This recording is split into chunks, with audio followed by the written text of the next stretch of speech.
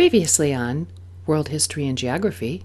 With the marriage of Ferdinand, the King of Aragon, and Isabel, the Queen of Castile, and the removal of the Muslim Moors from Granada, Spain became a unified nation. Ferdinand and Isabella funded Columbus's voyage west, which led to great riches and Spain's massive empire in the New World and Europe. And now, our feature presentation.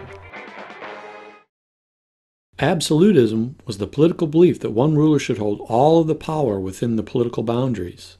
Absolutism was practiced in many regions throughout history, including several monarchs in Europe during the 16th through 18th centuries. These rulers were absolute monarchs, kings, queens, or emperors who held all of the power within their state's boundaries. Their goal was to control every aspect of society.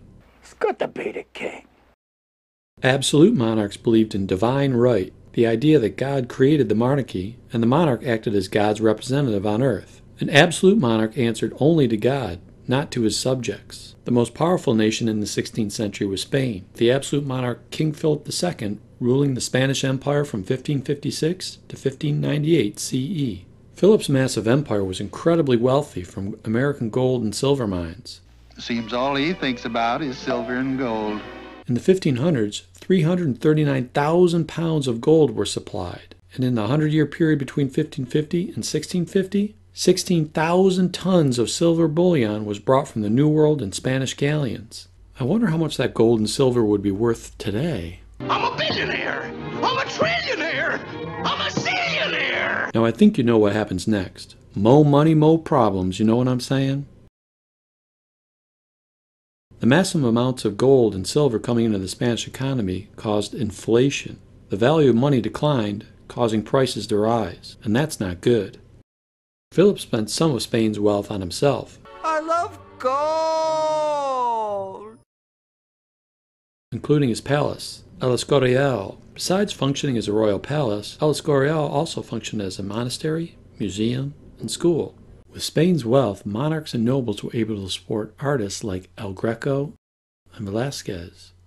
Some trace the birth of the modern European novel back to the publication of Don Quixote by Cervantes in 1605. Philip also spent huge amounts of money on his army and costly religious wars. Philip was a devout Catholic and considered it his duty to defend Catholicism from Muslims and Protestants.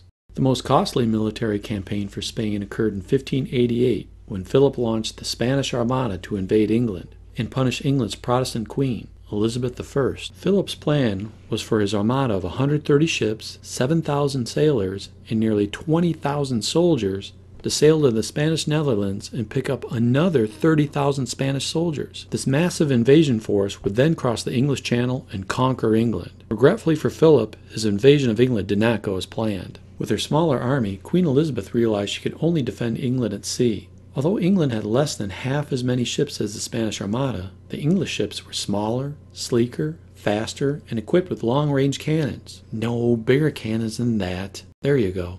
Spain's ships were larger, ocean-going transports packed full of supplies, including cannons to be used in the land invasion. England's only chance of defending their homeland was to break the Armada's formation and prevent them from rendezvousing with their soldiers in the Spanish Netherlands. The English were successful by using fire ships at the Battle of Gravelines to disperse the Spanish ships, causing them to abandon their invasion plan.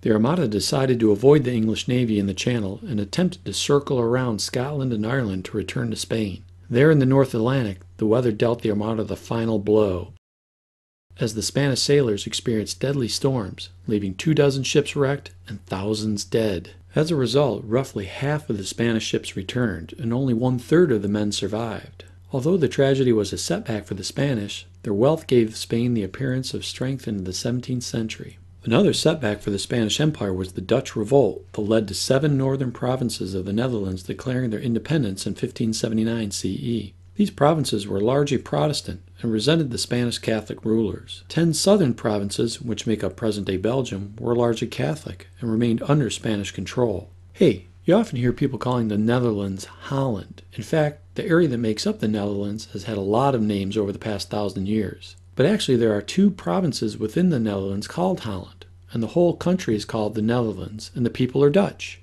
Now that we have that straight, during the 1600s, Holland, the Netherlands, boasted a strong economy, with wealthy merchants sponsoring artists like Rembrandt and Vermeer.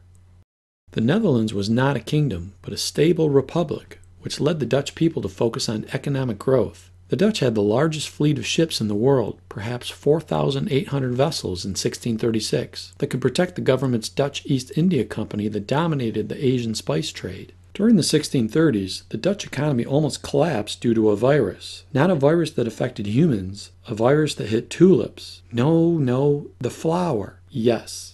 The first tulips imported into the Netherlands came from Constantinople in 1593. After a few years, tulip bulbs became an expensive status symbol and a novelty for the rich and famous. Eventually, tulip bulbs became a hot ticket item in neighboring Germany as well. After some time, a few tulip bulbs contracted a non-harmful plant virus called Mosaic. The effects of this Mosaic virus was tulip petals with beautiful flames of color.